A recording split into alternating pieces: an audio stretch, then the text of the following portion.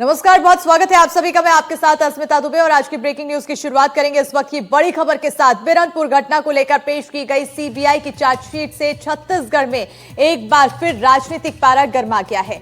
बताते चले कि बेमेतरा के साझा विधानसभा के तहत आने वाले गांव बिरनपुर में दो बच्चों के बीच विवाद हुआ था। यह विवाद आगे चलकर दो परिवारों से दो समुदायों के बीच में बदल गया।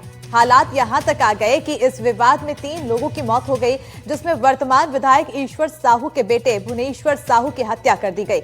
उसके बाद इस मामले को लेकर बीजेपी के तत्कालीन प्रदेश अध्यक्ष अरुण साहब के नेतृत्व में बड़ा आंदोलन किया गया। आंदोलन के बाद दूसरे समुदाय के 2 लोगों की हत्या कर दी गई थी। तो वहीं इसके बाद इस पूरे मामले की जांच सीबीआई को सौंप दी गई थी। सीबीआई ने जो चार्जशीट पेश की है उसमें राजनीतिक षड्यंत्र जैसी बात सामने नहीं आई है। इस मामले में कांग्रेस नेता अंजोर यदु के ऊपर आरोप लगा था, उसका भी नाम चार्जशीट में नहीं है। इसी बात को लेकर छत्तीसगढ़ प्रदेश कांग्रेस कमेटी की ओर से लगातार अब आक्रामक रूप अपनाया जा रहा है। रायपुर के पूर्व विधायक विकास उपाध्याय ने कहा है कि सीबीआई की चार्जशीट ने स्पष्ट कर दिया है कि कांग्रेस की सरकार की कार्रवाई सही थी, लेकिन बीजेपी ने जानबूझकर इसे राजनीतिक रंग दिया है। सीट और बिरनपुर की सच्चाई जनता के सामने निकल कर आ चुकी है और अब ये बात साबित हो गई कि भारतीय जनता पार्टी जहां चुनाव नहीं जीत पाती, वहां इस प्रकार से सांप्रदायिक दंगा फैलाकर, जाति से जाति को लड़ाकर, धर्म से धर्म को लड़ाकर सिर्फ अपने एजेंडे को पास करवाना चाहती है, अपने एजेंडे को क्लियर कराना चाहती है, चाहे उसमें कितने लोगों की जान चले जाए। छत्तीसगढ़ में एक बार फिर से राजनीतिक सरगर्मियां तेज हो गई है और कारण है कि बेमेतरा जिले के साझा विधानसभा क्षेत्र के अंतर्गत आने वाले बिरनपुर गांव में जो सीबीआई ने चार्जशीट पेश की है, उसको लेकर अब कांग्रेस आक्रामक रुख अपना रही है।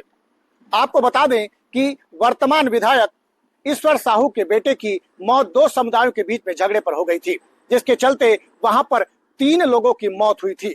जिसके बाद सीबीआई जांच की गई। सीबीआई जांच में जिस प्रकार से चार्जशीट पेश की गई है, उसमें कांग्रेस के जिस पदाधिकारी का नाम कहा गया था, उसका नाम ही नहीं आ रहा है। इसको लेकर कांग्रेस अब प्रेस कॉन्फ्रेंस कर इन बातों का खुलासा कर रही है कि बीजेपी जानबूझकर इसे सांप्रदायिक, राजनीतिक और सामाजिक रंग देने का प्रयास किए हैं।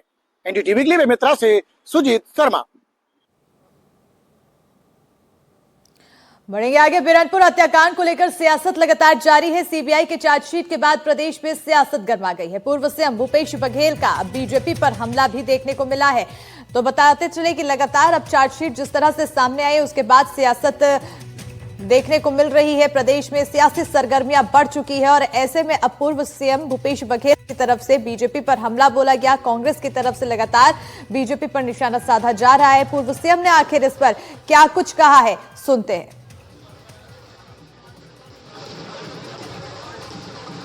बिरनपुर की घटना घटी, उसमें एक मुद्दे को सीबीआई सौंपा गया था, वो ईश्वर साहू के लड़के की हत्या का।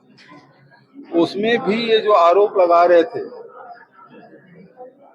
जिस व्यक्ति का नाम ले रहे थे भारतीय जनता पार्टी के दबाव में, उसका नाम सीबीआई जांच में कहीं नहीं आया।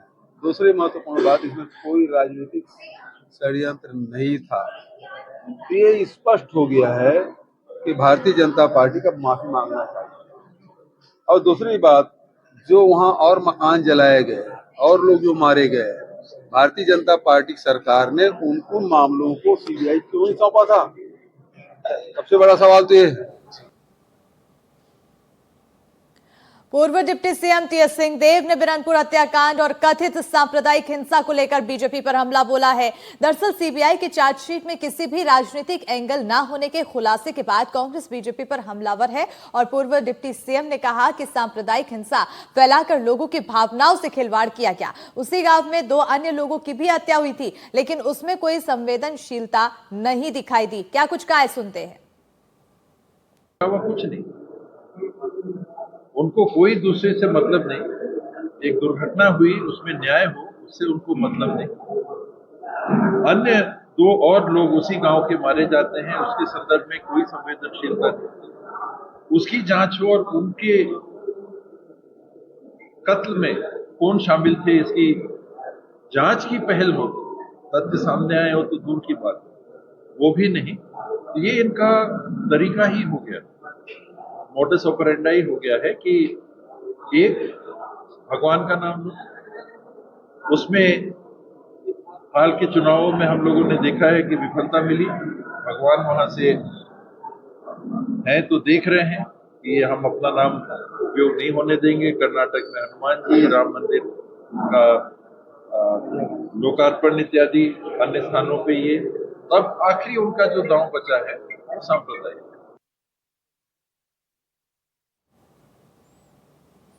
तो छत्तीसगढ़ के बहुचर्चित बिरनपुर हत्याकांड को लेकर सीबीआई की चार्जशीट ने प्रदेश की राजनीति में हलचल मचा दी है और कांग्रेस ने इस रिपोर्ट के आधार पर बीजेपी पर गंभीर आरोप लगाए हैं। कांग्रेस विधायक दलेश्वर राम साहू ने कहा है कि बीजेपी ने उस समय सांप्रदायिक और जातीय काट खेलकर राजनीतिक लाभ उठाने की साजिश की थी। कांग्रेस विधायक दलेश्वर राम साहू ने इस मामले में बीजेपी नेताओं से नैतिक जिम्मेदारी तय करने और जनता से माफी मांगने की मांग की है। तो हलचल लगातार यहां पर देखने को मिल रही है। जिस तरह से पूरी रिपोर्ट सामने आई है उसके बाद कांग्रेस को मौका मिला है बीजेपी पर हमला साधने का और आरोप लगाने का, और यही आरोप का दौर अभी फिलहाल देखने को मिल रहा है कि उस समय भारतीय जनता पार्टी के नेता लोग अभी आए, अरुण साहब जैसे लोग आए वहाँ पे, और छोटी सी चीज़ को इतना तूल दे के आदरणीय रविंद्र चौबे जी के खिलाफ में माहौल क्रिएट किए। इसका सीबीआई जांच हुआ, उसमें चार्जशीट में स्पष्ट हो गया कि यहाँ पे कुछ भी नहीं था। उनको लेके एक विधायक बना लेते हैं और वो विधायक तो बना लिए, और इस ढंग से जो बीजेपी का जो कार्यप्रणाली है, एक जाति और संप्रदाय और धार्मिक भावनाओं को बढ़ा के उनका करने का जो व्यू है वो स्पष्ट हो गया है कि चार्जशीट से। और इसी पर ज्यादा जानकारी के साथ सहयोगी जुल्फिकार अली जुड़ चुके हैं। सीधा रुख करेंगे हमारे सहयोगी की ओर। जुल्फिकार, जिस तरह से सीबीआई की तरफ से ये चार्जशीट दायर की गई है, कहीं ना कहीं राजनीतिक सरगर्मियां बढ़ती हुई दिखाई दे रही है, क्योंकि कांग्रेस एक तरह से क्लीन चिट यहां पर कांग्रेस को मिली। बिल्कुल अस्मिता, जिस तरीके से छत्तीसगढ़ की सियासत आगे बढ़ रही है और 2023 की जो घटना हुई, क्योंकि कांग्रेस पार्टी पर बहुत बड़ा एलिगेशन लगा था, बहुत बड़ा आरोप भारतीय जनता पार्टी ने लगाया था, और उस मुद्दे को लेकर भारतीय जनता पार्टी ने पूरे प्रदेश में ये कहें कि आंदोलन जैसी स्थिति बनी थी। बेमेतरा में कर्फ्यू जैसे हालात बन गए थे, और उस दौरान जो आरोप लगाए गए थे, जिन लोगों पर आरोप लगाए गए थे, अब सीबीआई के अगर चार्जशीट में उन लोगों का जिक्र ना हो, और जिस बात को लेकर राजनीति हुई थी कि ये सांप्रदायिक और राजनीतिक षड्यंत्र है, उस बात का जिक्र ना हो, तो सियासत होना और कांग्रेस के लिए मुद्दा मिलना एक बड़ी बात है। तो कांग्रेस ने इस मुद्दे को भुनाने की पूरी कोशिश, तो पूरे प्रदेश में बताने की कोशिश में है कि छत्तीसगढ़ में भारतीय जनता पार्टी सत्ता के लिए कुछ भी कर सकती है और सांप्रदायिक माहौल भी बना सकती है। ये बताने की कोशिश कांग्रेस पार्टी के नेता लगातार करना उन्होंने शुरू कर दिया है, चाहे वो पूर्व मुख्यमंत्री भूपेश बघेल हो, चाहे पूर्व उप मुख्यमंत्री टीएस सिंहदेव हो, चाहे पीसीसी अध्यक्ष दीपक बैज हो।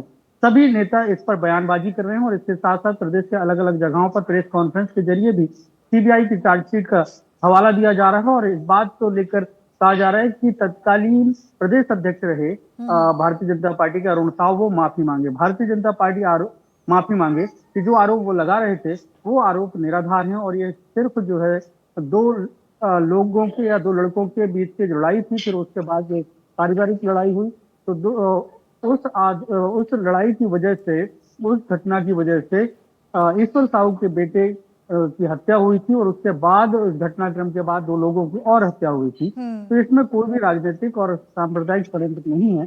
तो बीजेपी को घेरने के लिए कांग्रेस को ये बड़ा मुद्दा मिला है, और कांग्रेस इस मुद्दे को लेकर बिल्कुल जुल्फिकार, कांग्रेस को तो अब मुद्दा मिल गया है, क्योंकि जितना आरोप लगा था, जितना छीटाकशी हुई थी, अब वो दाग मिटते हुए दिखाई दिए चार्जशीट जब सामने आई है।